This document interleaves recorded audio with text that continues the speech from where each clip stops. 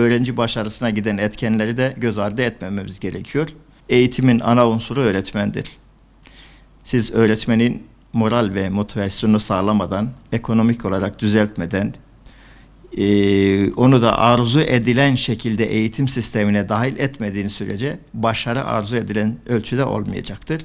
O yüzden başta ekonomik olmak üzere son zamanlarda yaşadığımız depremden dolayı da barınma sorununu halletmediğiniz bir öğretmenin, bir eğitim çalışanının arzu edilen düzeyde verim sağlaması mümkün değildir. Özellikle tüm eğitim çalışanlarının, hatta öğretmen ile birlikte eğitim çalışanları arasındaki dengesiz bir ücret dağılımı söz konusu. Bunların da düzeltilmeden topyekün bir seferberlik beklemeniz biraz zor. Ve son zamanlarda dikkatimi çeken, bizde görevde yükseldikçe insanların makamı arttıkça aslında ücretlerinin de artması gerektiği ve artıyor zannedilir.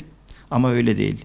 Bugün bir öğretmenimiz okul müdürü, okul müdürümüz şube müdürü, şube müdürümüz ilçe müdürü ya da il müdür yardımcısı ya da akabinde il müdürü olduğunda ya da sınavlara girip mülakatlara girip eğitim müfettişi olduğunda ücretlerinin artması yerine düştüğünü size söylesem belki inanmazsınız.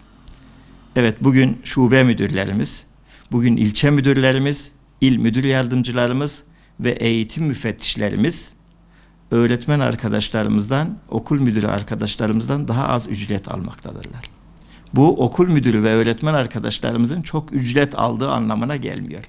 Aslında hiçbirimiz hak ettiğimiz ücreti almıyoruz. Ama bu arkadaşlarımızla alakalı olarak acil bir tedbir almak zorundasınız. Amir pozisyondaki bir kişinin çoluk çocuğunun rızkından dolayı endişeli olması verimi azaltır diye düşünüyoruz. Bizler öğretmen olarak aynı zamanda sistemde bir takım uyarılarla birlikte teşekkürlerimizi de bildirmemiz gerekiyor. Eğitim çalışanları olarak baktığımızda memurlar mesela sözleşmelerin kadroya getirilmesinden dolayı teşekkür etmemiz gerekiyor. 3600 ek göstergeden dolayı elbette ki teşekkür gerekiyor. EYT beklenen ciddi bir önemli bir unsur idi. Bununla birlikte ancak özellikle şu anda 22 bin lira memur maaşlarının en alt düzey konuşulması önemli olmakla birlikte yakında başlayacak olan bu düzenlemede alt sınırla ilgili sözümüzü tutup diğerlerinden kırpmamak gerekiyor ve bu noktada aslında her kademedeki herkesi sevindirecek bir çalışmanın mutlaka yapılması gerektiği kanaatindeyiz. Bu saatten sonra dışarıya giden arkadaşlarımızın, buralarda doğmuş, buralarda büyümüş olan arkadaşlarımızın da mutlaka memleketlerine dönüp buraya katkı sağlamalarını bekliyoruz. Şu an için ekonomiyle beraber gelecek yıl için mutlaka öğretmenler başta olmak üzere tüm eğitim çalışanlarının barınma sorununun bu yaz hal edilmesi gerekiyor. Ayrıca Malatya'mız için bir tehlike daha söz konusu. Biliyorsunuz şu anda hem Malatya bölgesinden olmayan, ev imkanı olmayan, akrabası burada olmayan birçok arkadaşımızın il dışına gitme süreci başladı. Bir 400-500 arkadaşımız gitmek için mücadele ederken şu anda başlayan il içi, il dışı ve özür atamalarından sonra birçok arkadaşımız gidecek.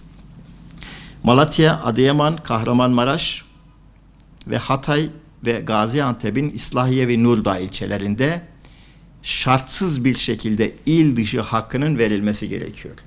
Devlette devamlılık esastır anlayışıyla bir önceki bakanımızın söz verdiği ek atamanın da 2022 KPSS puanına göre yapılarak Malatya gibi illerimizden dışarıya giren ve boşalan taşranın da yeniden öğretmen atamasıyla doldurulması gerekiyor ki gelecek dönem Malatya'mız ve benzer illerde eğitim öğretimi sağlam bir şekilde başlayalım.